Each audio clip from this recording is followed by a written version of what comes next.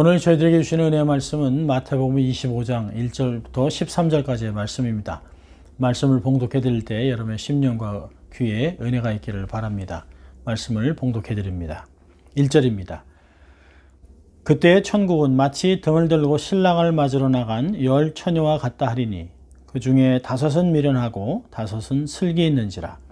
미련한 자들은 등을 가지되 기름을 가지지 아니하고 슬기 있는 자들은 그릇에 기름을 담아 등과 함께 가져갔더니 신랑이 더디움으로 다 졸며 잘세. 밤중에 소리가 나되 보라 신랑이로다 맞으러 나오라 하매 이에 그 처녀들이 다 일어나 등을 준비할세. 미련한 자들이 슬기 있는 자들에게 이르되 우리 등불이 꺼져가니 너희 기름을 좀 나눠달라 하거늘 슬기 있는 자들이 대답하여 가로되 우리와 너희의 쓰기에 다 부족할까 하노라. 차라리 파는 자들에게 가서 너희 쓸 것을 사라 하니 저희가 사러 간 동안에 신랑이 오므로 예비하였던 자들은 함께 혼인잔치에 들어가고 문은 닫힌지라. 그 후에 남은 처녀들이 와서 가로되 주여 주여 우리에게 열어주소서. 대답하여 가로되 진실로 너에게 이르노니 내가 너희를 알지 못하노라 하였느라. 그런즉 깨어있으라. 너희는 그 날과 그 시를 알지 못하느니라. 아멘. 하나님의 말씀이었습니다. 한 10년 된 것 같은데요.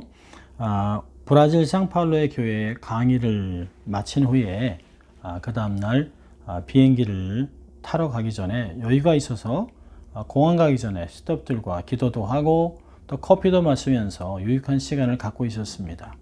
그리고 시간이 된 것 같아 어느 집사님께서 저를 공항에다 데려다 주셨습니다. 그리고 저는 감사 인사를 하고 바로 코리안 에어라인 데스크로 카운터로 갔는데요. 불사 사람이 한 명도 없습니다. 직원도 없었습니다. 깜짝 놀라서 카운터에 가서 큰 소리로 누가 없냐고 부탁을 했습니다. 그러자 브라질 사람 직원이 한 명 나오더니 제 티켓을 보더니 비행기가 이미 문을 닫았기 때문에 안 된다. 이틀 후에 다시 오라고 얘기했습니다. 제가 부탁을 해서 사무실로 들어가서 한국인 매니저에게 제가 부탁을 했습니다. 제가 돌아가야 되는데 이틀을 여기에 머물 수가 없다. 라고 얘기하자 그 직원이 손님 너무 늦게 오셨네요. 라고 얘기를 했습니다. 제가 시간을 잘못 읽어서 여유있게 온 줄 알았는데 시간을 잘못 읽어서 제가 늦게 왔습니다. 그래서 30분을 제가 당황해서 멍한 상태로 있다가 카운터로 다시 나와서 지금 허탈한 가운데 앉아 있었습니다. 처량하게. 이거 어떻게 하나. 전화번호도 하나도 모르는데 길도 모르고 언어도 안 되고 내가 왜 이런 실수를 했나 하는 자책하면서 앉아 있었는데요. 그러고 있는데 갑자기 멀리서 저를 공항에 내려줬던 집사님이 손을 흔들면서 제게 왔습니다. 그러니 제가 이런 얘기합니다. 목사님 놀라셨죠? 제가 집으로 돌아가는데 대한항공 비행기가 이륙하는 걸 보고 목사님 못하셨겠다 생각을 하고 다시 돌아왔다는 것입니다. 반갑기도 하지만 얼마나 부끄럽기도 하고 그래서 집사님과 함께 집에 가서 몇몇 분들과 함께 저녁에 고기를 구워 먹었던 기억이 있습니다. 그리고 이틀 후에 일찍부터 일어나서 공항에 나와서 있었던 것을 기억합니다. 그리고 집으로 돌아왔는데요. 아마 지금 같으면 코로나 사태에서는 아마 몇 달을 발이 묶일 수도 있습니다. 그래도 돌아오면 되겠죠.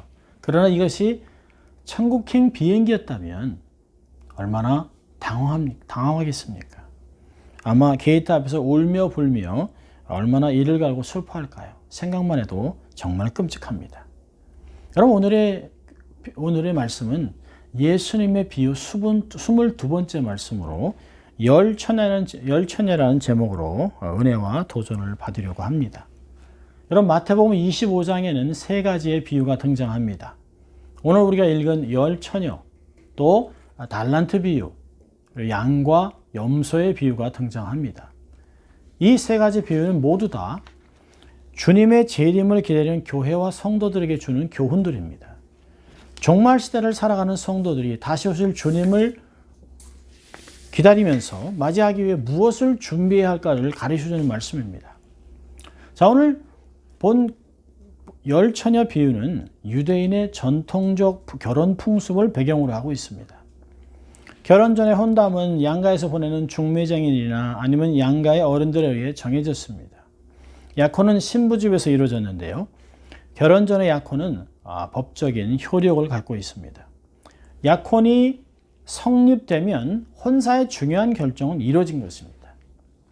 결혼식은 신랑이 신부를 처가로부터 신랑의 아버지 집으로 데려오는 절차로 시작을 해서 결혼식의 절정은 횃불을 든 신부 들러리들이 신랑을 맞이하여 신랑과 신부를 신랑 집으로 인도하는 데 절정을 이룹니다. 신랑과 신부가 신랑 집에 도착하면 그 집에서 결혼 잔치가 시작되는 것입니다. 자, 오늘 보면 10명의 들러리라고 얘기를 합니다. 10이라고 하는 숫자는 최소한의 공동체의 숫자입니다. 지금도 회당을 세우기 위해서는 13세 이상 남자 10명이 있어야만 공동체가 형성이 되고 또 회당을 세울 수가 있습니다. 상징적인 숫자가 10입니다. 여러분, 당시에 결혼식에 참여하는 이 처녀들, 들러리들이 준비한 등은 일종의 횃불입니다. 톨시 같은 것입니다. 이 횃불은 꼭대기에 기름을 듬뿍 묻힐 수 있는 손뭉치를 갖고 있는 막대로 만들어졌습니다. 기름이 묻은 그 손뭉치에 불을 붙이면 횃불이 밝게 타오릅니다. 그래서 잔치 행렬을 비추게 되는 것입니다. 자, 그렇지만 계속 횃불이 타오르게 하기 위해서는 매 15분마다 손뭉치에 기름을 공급해야 합니다. 그래서 횃불 막대를 가져오는 자들은 횃불을 계속 유지하기 위해서 충분한 기름을 준비해야 합니다. 등불을 밝힌다는 것은 환영하는 의미가 있습니다. 여러분, 신랑이 오는 길에 불도 없고 사람도 없다면 얼마나 쓸쓸하겠습니까? 밝히는 불빛이 많을수록, 마중 나온 사람이 많을수록 잔치의 기쁨은 커지기 마련입니다. 자, 이 10명의 처녀는 모두 다 혼인잔치에 참여하기를 원하고 등을 가지고 신랑을 기다리고 있었습니다. 근데 신랑이 오는 시간이 더뎌집니다. 그래서 모두 다 똑같이 졸았다라고 5절에 얘기합니다. 여러분, 여기까지는 그들의 모습이 슬기로운지 어리석은지 어떤 차이도 발견할 수 없습니다. 우리가 현대적으로 해석을 하면 10처녀는 모두 신앙생활하는 성도들로 볼 수 있습니다. 모두 다 주님의 재림을 기대하고 기다리고 있습니다. 성도들 중에 누가 슬기로운지 누가 어리석은지 구분할 수 없습니다. 여러분, 10처녀들이 신랑이 더디 오기 때문에 졸고 있는데 갑자기 신랑이 왔다, 뭐 맞으러 나와라 하는 소리에 다 일어나 등을 준비했습니다. 자, 그런데 미련한 처녀들은 시간이 지체되는 걸 대비해서 여분의 기름을 준비하지 않았습니다. 그래서 이들은 슬기로운 처녀들에게 기름을 좀 나눠서 쓰자라고 얘기를 합니다. 그런데 슬기로운 처녀들이 우리가 같이 쓰기에는 부족하기 때문에 차라리 가서 사라고 얘기를 합니다. 한밤중에 기름 가게에 문이 열려 있습니다. 얼마든지 살 수 있습니다. 여러분, 어리석은 처녀들이 기름을 충분히 준비하지 못한 이유가 뭘까요? 그것은 자신의 거치장을 하느라고 기름을 준비할 시간을 허비했기 때문입니다. 보이는 일에만 신경을 쓰고 내용과 속을 채우는 일에는 소홀했습니다. 어리석은 처녀들은 자기의 역할을 잊어버리고 자신에게만 초점을 맞추고 있었습니다. 들러리는 신부가 아닙니다. 신부를 기뻐하며 신부를 정말 중요하게 귀하게 드러날 수 있게 해야 되는 것이 들러리의 모습입니다. 자기가 신부보다 훨씬 더 멋지게 치장을 하고 자기가 원하는 옷을 입는 것이 아닙니다. 신부는 들러리에게 필요한 것들을 다 준비해주고 부탁을 하는 것입니다. 역할이 있습니다. 여기 본문의 어리석은 처녀들은 자신의 역할을 잊어버리고 자기에게 초점을 두었기 때문에 그렇습니다. 처녀들이 자기의 역할에 충실했다면 기름을 충분히 준비했을 것입니다. 결국 이 어리석은 처녀들이 기름을 사러 간 사이에 신랑 행렬은 도착했습니다. 기름을 준비했던 슬기로운 처녀들은 신랑을 따라 혼인잔치에 들어갔습니다. 그리고 문은 닫혔다라고 10절은 이야기하고 있습니다.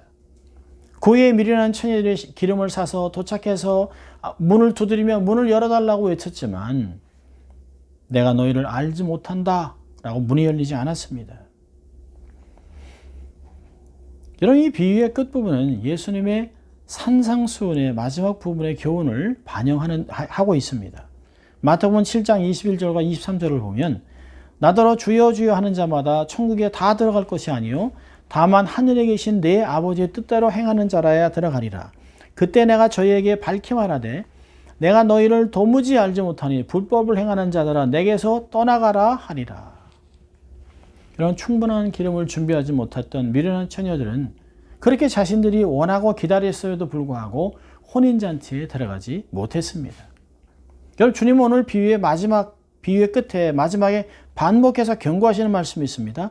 그런즉 깨어있으라 너희는 그날과 그 시를 알지 못하느니라. 자, 이 짧은 비유 통해서 우리는 세 가지의 교훈을 삶에 적용해 볼 수 있습니다. 자, 첫째로는 주님은 예고 없이 오신다는 것입니다. 주님은 예고 없이 오신다. 여러분, 비유는 그때라는 말로 시작을 합니다. 비유 앞에 말씀과 관계가 있는데요. 24장 42절과 44절에 이런 말씀이 있습니다. 그러므로 깨어있으라. 어느 날에 너희 주가 임할는지 너희가 알지 못함이니라. 이러므로 너희도 준비하고 있으라. 생각하지 않은 때에 인자가 오리라. 여러분, 이 말씀에 주님이 언제 임할지 알지 못한다. 생각하지 않은 때에 인자가 온다. 그러므로 깨어서 준비하라는 말씀이 있습니다. 그리고 오늘 13절의 말씀에 결론적으로 그런즉 깨어있으라 너희는 그날과 그때를 알지 못하느니라 강조를 두고 있습니다. 주님은 그 결정적인 시간이 언제 있는지 알지 못한다라고 얘기하셨습니다. 이런 이 결정적인 때는 신랑이 오는 때요. 주님의 재림의 때입니다. 우리의 인생이 끝나고 주님을 만나는 때입니다. 이 때와 시간은 사람이 계산할 수 있는 것이 아닙니다. 하나님의 주권 속에 있는 하나님이 정하신 시간입니다. 여러분, 사람들의 성품과 그 사람의 신앙의 기준은 평상시에는 알 수가 없습니다. 그런데 삶의 폭풍이 오든지 어떤 결정적인 순간이 오면 그 사람의 진가가 드러나게 됩니다. 결정적인 시간이 오면 우리가 지혜로운지 미련한지 확실하게 드러난다라고 하는 것입니다. 하나님은 종종 다양한 방법을 통해서 우리의 내면을, 믿음의 수준을 들여다볼 수 있도록 기회를 주십니다. 천재지변을 통해서 또 사랑하는 사람을 먼저 보내든지 어떤 어려움을 통해서든지 이런 환경을 통해서 스스로 자신을 돌아볼 수 있는 기회를 주십니다. 여러분, 지금의 코로나 사태도 마찬가지입니다. 주위에 많은 사람들이 코로나 확진이 되고 사망하는 것들을 보며 두려움과 공포 속에 살아갈 때 나는 어떻게 살고 있는가? 나의 믿음은 이게 자기의 믿음의 실체를 돌아볼 수 있습니다. 여러분, 사람들은 죽음 앞에서 다양한 모습으로 반응을 합니다. 믿음이 없는 사람들은 내가 왜 이럴 수 없어?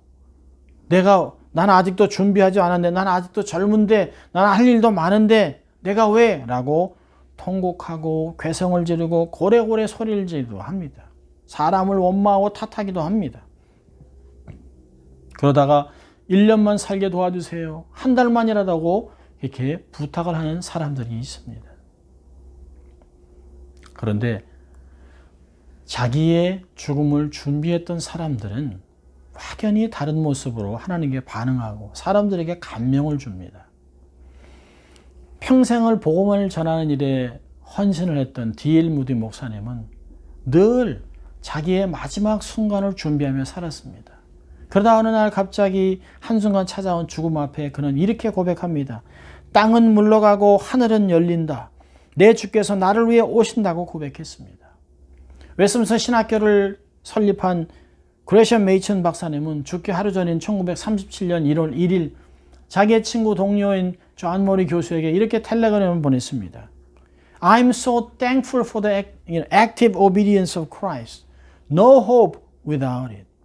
나는 그리스도의 적극적인 순종에 너무 감사한다. 그것이 없이는 소망이 없다네.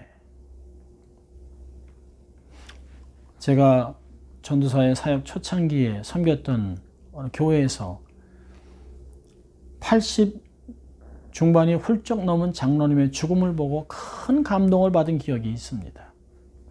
이 장로님 평상시에도 예배 때마다 맨 앞줄에 앉아 아멘 하는 소리는 하지 않지만 조용히 고개를 끄덕이며 말씀에 반응하던 그 두 부부의 모습을 지금도 기억합니다. 장로님은 자기의 죽음을 직감하고 자녀들에게 다 각각 편지를 쓰셨습니다. 그리고 자기도 평생 하나님 은혜에 감사한다는 편지를 남겼습니다. 아내에게도 고맙고 사랑한다는 말을 하고 평상시와는 다르게 양복을 깨끗하게 차려입으시고 침대에 누워 잠자듯이 하나님의 품에 가셨습니다. 이렇게 잠이 든 남편의 모습을 곁에서 본 아내 권사님은 함께했던 시간이 너무 행복하고 감사했다고 고백했습니다. 야, 나도 저렇게 마지막을 저렇게 맞았으면 좋겠다 라고 한번 다짐을 한 적이 있습니다. 여러분, 믿는 사람들에게 죽음은 마지막이 아닙니다. 마치 잠자듯이 깨어나면 하나님의 품 안에 서는 것입니다. 주님을 만나 새로운 삶의 시작이 되는 것입니다. 우리는 늘 주님 만날 날을 기대하며 사모하며 살아야 합니다. 주여 오시옵소서 마라나타를 외쳤던 요한의 고백이 우리의 날마다의 고백이 되어야 되겠습니다. 주님은 예고 없이 오십니다. 자, 두 번째로 기름을 준비해야 합니다. 기름을 준비해라. 여러분, 10처녀 중에 두 그룹으로 나눴는데요.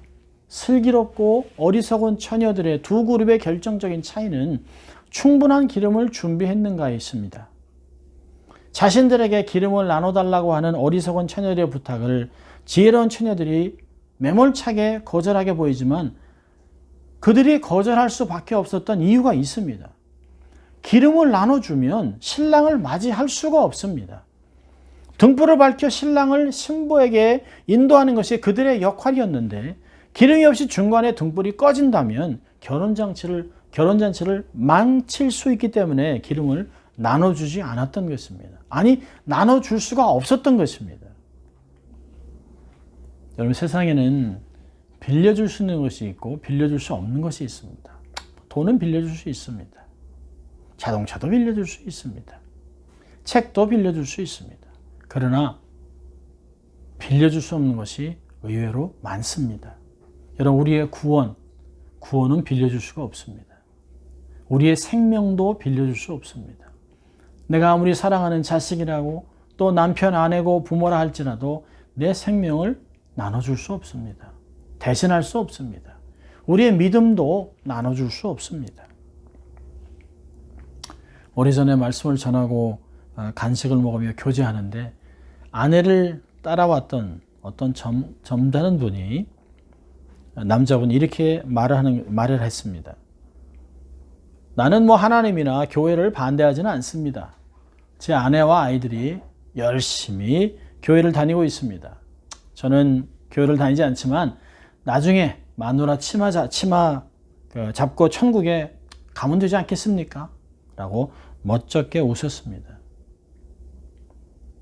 저는 정색을 하고 그분에게 이렇게 얘기했습니다. 구원은 모두 각 개인의 일입니다. 누구도 대신할 수 있는 것이 아닙니다.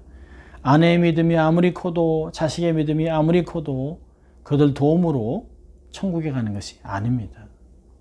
개인적으로 주님을 구주로 영접해야만 하나님의 자녀가 되고 구원을 받을 수 있는 것이라고 얘기해 주는 것을 기억합니다.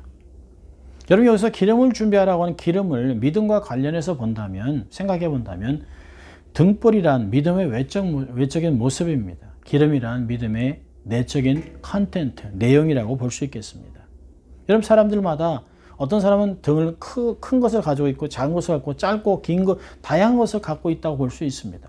그들의 교회를 출석하고 찬송하고 헌금하고 봉사하고 기도하는 다양한 외적 모습을 가질 수 있습니다.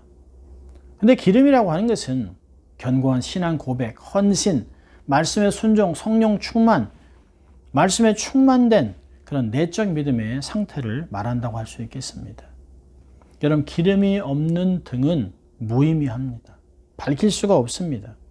여러분, 우리가 지금 믿음이 그럴듯하게 있다 할지라도 우리가 관리하지 않는다면, 유지하지 않는다면, 믿음을 키우지 않는다면 그 믿음이 서서히 소모되고 결국에는 희미해지고 결국 꺼질 수밖에 없습니다. 믿음은 현 상태를 유지할 수 없습니다.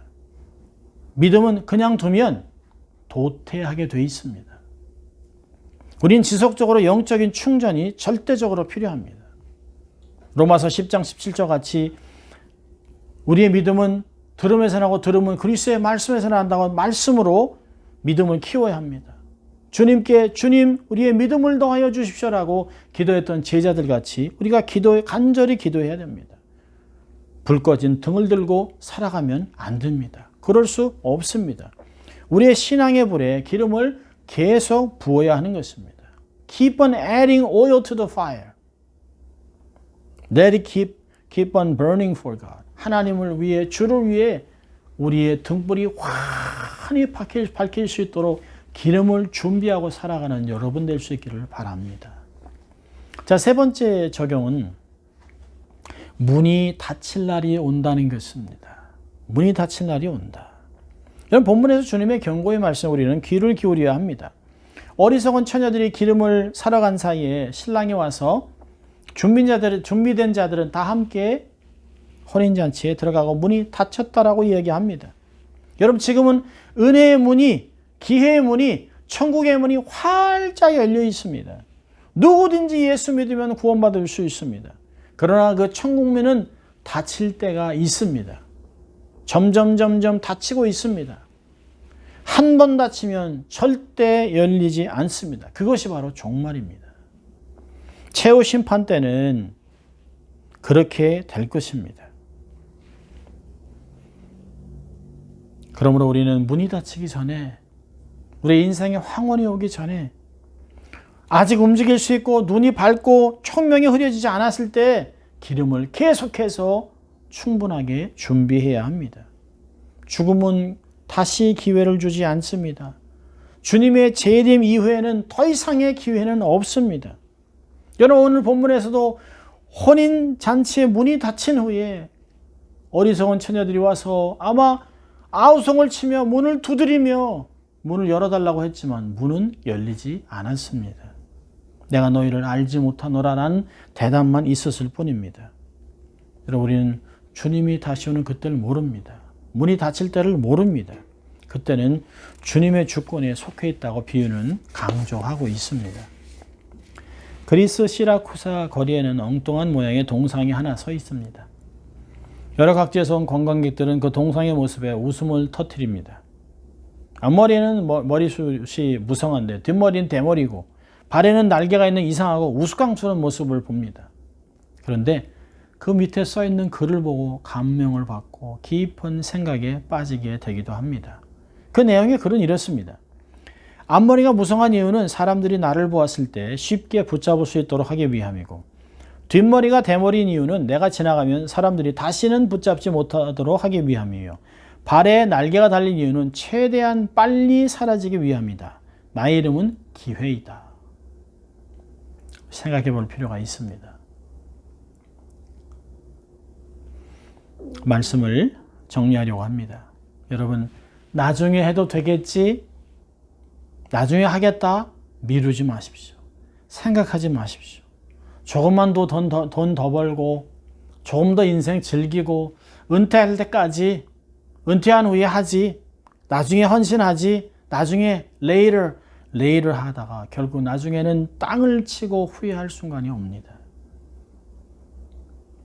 그래서 사도 바울은 우리에게 얘기합니다. 보라, 지금은 은혜 받을 만한 때요. 보라, 지금은 구원의 날이로다. 여러분, 기회는 누구에게나 있습니다. 그러나 항상 있는 것은 아닙니다. 슬기로운 처녀같이 충분한 기름을 준비하고 등불을 밝힐 준비하고 살아가는 슬기로운 처녀같이 살아야 합니다. 믿음의 겉모습이 아닌 내용을, 컨텐츠를 풍성하게 하고 신랑을 맞이할 준비를 하며 살아가는 지혜로운 성도들이 될 수 있기를 주의 이름으로 축원합니다. 기도하겠습니다. 하나님 아버지 감사합니다. 오늘도 저희를 예배 앞으로 초청하시고 하나님을 경배하는 자로 거룩한 말씀을 들을 수 있는 또 기회를 주신 것 감사합니다. 하나님 말씀같이 정말 지혜로운 자가 되어 등불을 준비하고 기름을 준비하고 주를 맞이하게 하시고 주님과 함께 혼인잔치에 들어가는 특권을 누리는 저희들 될 수 있도록 하나님 축복하여 주시옵소서. 어렵고 힘든 코로나 기간에서도 절대로 낙심하지 않게 하시고 우리 자신을 돌아보며 믿음을 견고하게 하는, 그래서 주님 앞에 아름답게 설 그 시간을 기대하는 저희들 될 수 있도록 하나님 축복하여 주시옵소서. 감사하고 예수님 이름으로 기도합니다. 아멘. 한 주간도 말씀과 기도로 승리하고 살아가는 여러분 될 수 있기를 주의 이름으로 축원합니다. 사랑하고 축복합니다.